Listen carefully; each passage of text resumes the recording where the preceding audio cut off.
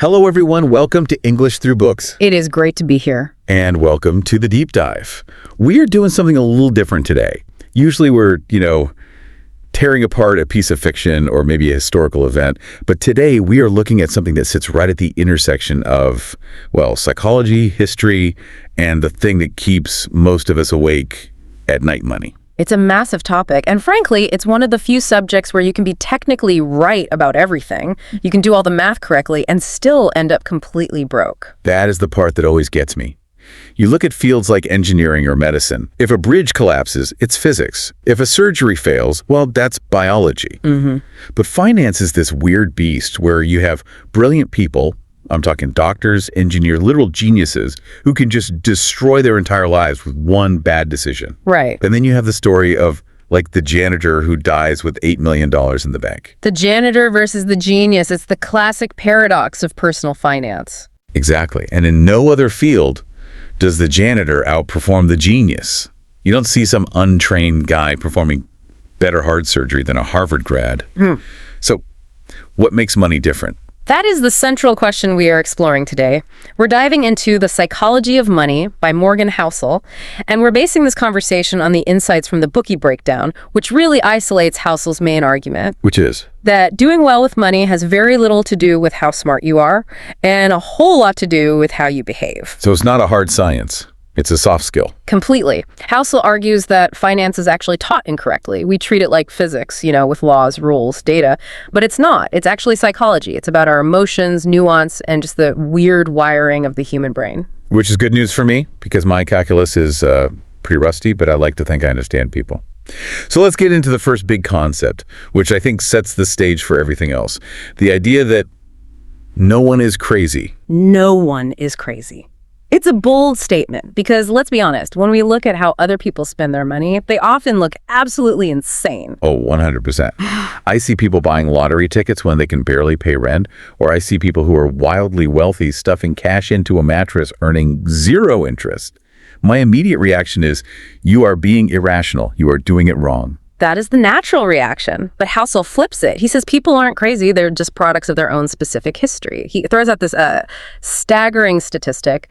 Your personal experiences with money make up roughly 0.000000001% of what's happened in the world. It's a rounding error. It's effectively zero. It is nothing. But, and this is the key, those same tiny experiences make up about 80% of how you think the world works. That is terrifying when you actually think about it. It means my entire worldview, my entire concept of risk and reward is built on a sample size that is statistically insignificant. Precisely.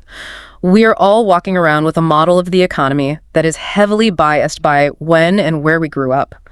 The source material uses the Great Depression as the primary example, and I think it's the most powerful one.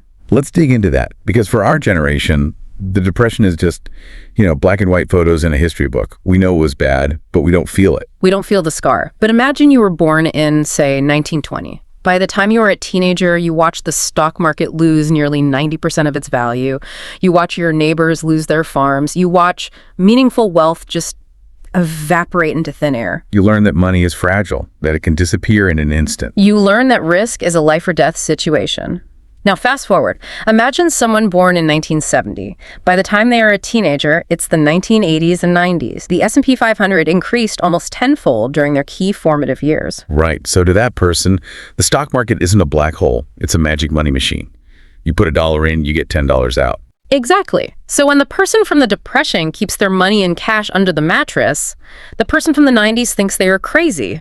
Why are you losing out on returns? Why are you letting inflation eat your savings? But to the Depression survivor, that logic just doesn't matter. Not at all. They aren't trying to optimize their ROI. They are trying to ensure they never go hungry again. So the breakdown isn't in intelligence. It's in the emotional history.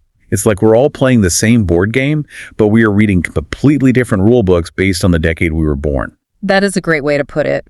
There's a historian, Frederick Lewis Allen, who said the Depression marked millions of Americans inwardly for the rest of their lives. You can't just spreadsheet your way out of an emotional scar like that. It really makes you rethink judgment. Instead of looking at someone's bad financial decision and thinking they're stupid, you have to ask, what trauma or what experience makes this decision look like the safe option to them? Curiosity over judgment. That's the first step. But once you understand that we are all operating on different internal logic, you run into the next problem. If the rules are subjective, how do you know when you've won? How do you know when you have enough? And this is where the stories of Rajat Gupta and the contrast with Joseph Heller come in. This section of the book, I have to say, it honestly hit me the hardest. It's a tragic story. Rajat Gupta is the perfect example of someone who had everything and lost it all because he didn't have a concept of enough. And we aren't talking about a guy who was struggling. Gupta was the CEO of McKinsey. He was an orphan from Kolkata who climbed to the absolute peak of the corporate world. By 2008, his net worth was $100 million. $100 million. I mean, if you put that in a conservative bank account, you are making millions a year just in interest. You can do anything. You can go anywhere. You are set for generations. But he didn't feel set. And this is the psychological trap. He hung out with hedge fund managers. He hung out with billionaires. And when he looked at them, he didn't see himself as a success. He saw himself as, well, as poor. It's the relativity trap. He wanted to be a billionaire, so he started insider trading. He sat on the board of Goldman Sachs, heard that Warren Buffett was about to invest during the 2008 crisis, and he called his hedge fund buddy to buy stock before the news broke. It's mind-blowing. He risked a reputation he spent a lifetime building. He risked his freedom. He risked the $100 million he already had. For what? To go from super rich to ultra rich. He risked what he had and needed for what he didn't have and didn't need. That is the key lesson. There is no logic to it, not unless you understand that his goalpost had moved. And then you have the anecdote, the story of Joseph Heller and Kurt Vonnegut. It's such a beautiful little anecdote. They're at a party on Shelter Island, hosted by a hedge fund manager, probably a guy just like the ones Gupta was envious of. Kurt Vonnegut teases Heller. He says, "You know, Joe, our host here makes more money in a single day than you made from the entire history of your book, Catch-22. Which is a lot of money, but compared to a hedge fund manager, it's peanuts. Yeah. And Heller's response? He says, "Yes, but I have something he will never have. Enough." It just stops you in your tracks. It's such a power move. It is, because it steps off the treadmill. The modern economy is excellent at generating wealth, but it is terrible at generating satisfaction. There is always a bigger boat. There is always a faster car. If your sense of worth is tied to being the guy with the most, you are mathematically guaranteed to be miserable. It's social comparison. It's looking at the rookie baseball player who makes $500,000, which is rich.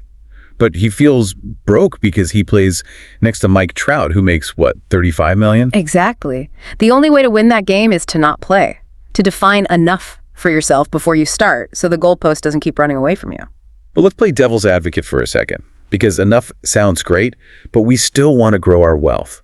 We want to be smart investors. And usually, we are told that being a smart investor means picking the winners.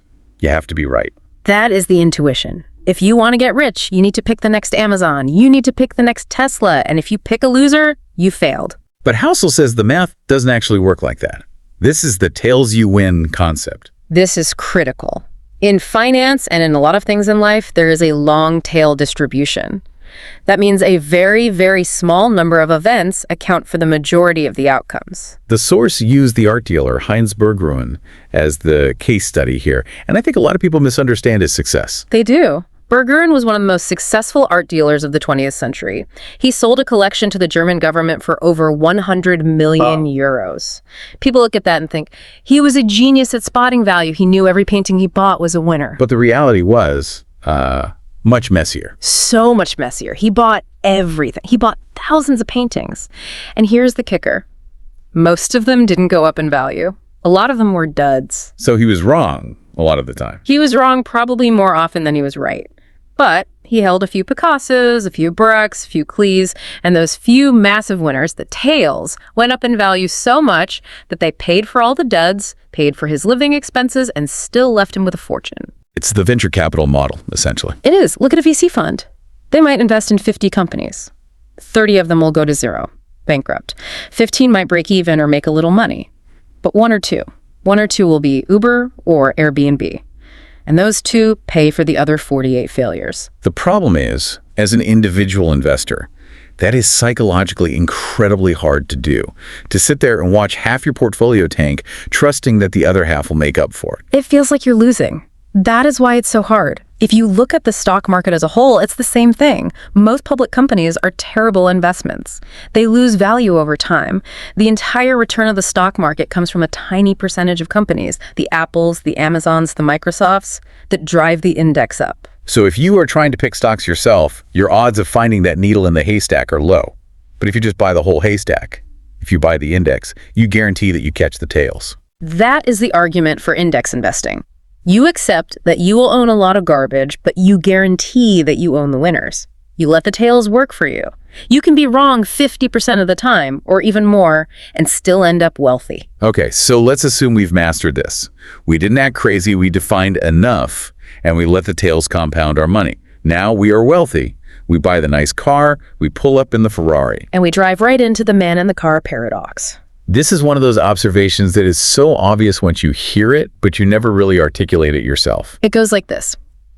You see a Ferrari driving down the street. It's sleek, it's loud, it's expensive. As a bystander, what are you thinking? I'm thinking, damn, that's a nice car. I wonder what it would be like to drive that. Are you thinking about the guy driving it? Are you thinking, wow, that driver must be a fascinating, intelligent, generous human being? Not even a little bit. In fact, I'm probably thinking he's a bit of a jerk. But mostly I'm just picturing myself in the driver's seat. That is the paradox. The driver bought the car to signal status. He bought it so people would look at him and think he is special. But nobody is looking at him. They're looking at the object and projecting their own fantasies onto it.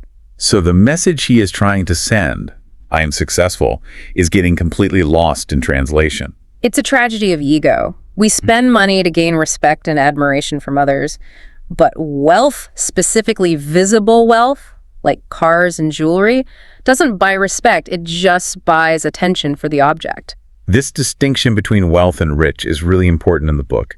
I feel like we use those words interchangeably, but Housel separates them. He draws a hard line. Rich is current income. It's visible. It's the car, the house, the Instagram photos. If you spend $100,000 on a car, we know you are rich, or at least that you had $100,000 to spend or borrow. But being rich comes with a cost. You have to spend the money to show it. Right.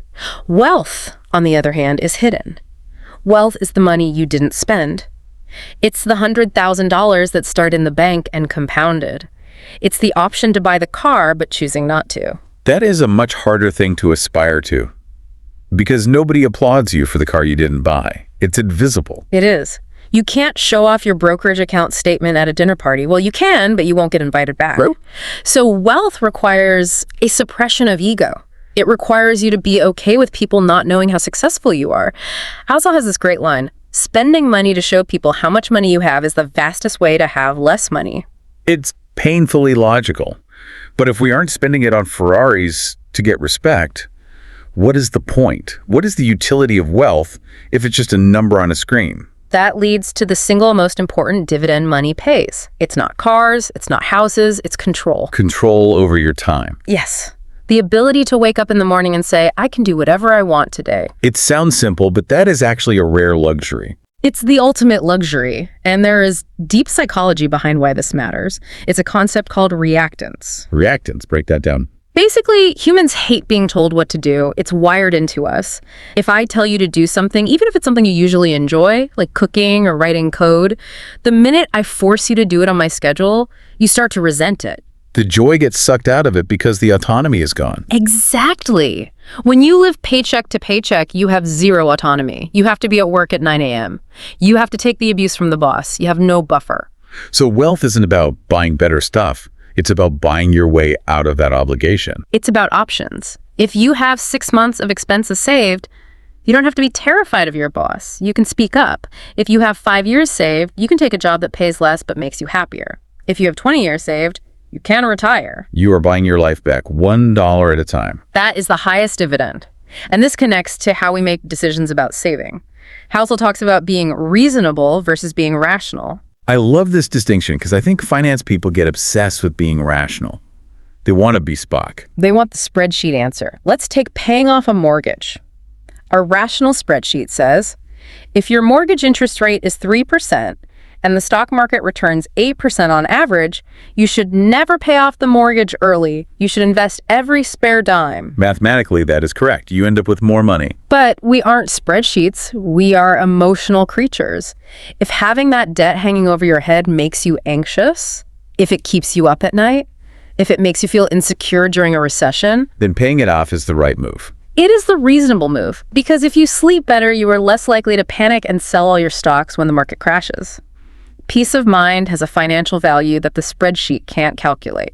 So the goal isn't to be a cold optimization machine. The goal is to maximize your ability to stick with the plan. Exactly. The best financial plan is the one you can actually stick to when things get scary. Being reasonable keeps you in the game.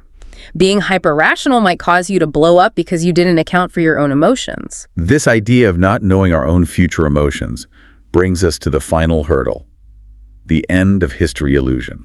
This is a concept from psychology that explains why long-term planning is so difficult. It's the idea that we think we are finished products, right? Right. If I ask you, are you the same person you were 10 years ago? You'd laugh. You'd say, no, I've learned so much. My tastes have changed. I'm totally different. 10 years ago, me had terrible haircuts and very different priorities. But, and here's the trap. If I ask you, will you be the same person 10 years from now? I feel like the answer is yes. I feel like I've figured it out now. This is who I am. That is the illusion. We are always changing. But we plan our finances as if our current goals are permanent. The source material mentions the doctor who worked his whole life to get there, only to realize he hated it. That happens constantly. We hustle for a decade to get a promotion, get the house, get the lifestyle. And then we get there and realize we want something else. Maybe we want more time with kids. Maybe we want to travel. So how do you plan for a future self that is a stranger to you? You have to build in room for error. You have to avoid the extremes. Don't lock yourself into a financial plan that only works if you stay exactly who you are today. Keep your fixed costs low, keep your debt low, give your future self the flexibility to change their mind without going bankrupt. It sounds like the theme of the whole book is really humility. It is. Humility to know you aren't a genius when you win. Humility to know you can't judge others. And humility to know that you will change. We've covered a huge amount of ground here, from the Great Depression to the art world to the psychology of the Ferrari driver. If we had to boil this down, if the listener is going to change one thing about how they think about money today, what is it?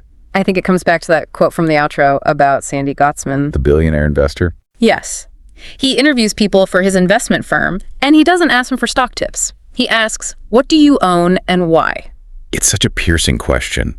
It ignores the theory and looks at the behavior. It cuts through all the noise. It doesn't matter what the optimal strategy is. It matters what you can live with. It matters what gives you freedom. To stop looking at the man in the car. Stop looking at the scoreboard of people you don't even like, and start asking what enough looks like for you. That is the only way to win. I think that is the perfect place to leave it.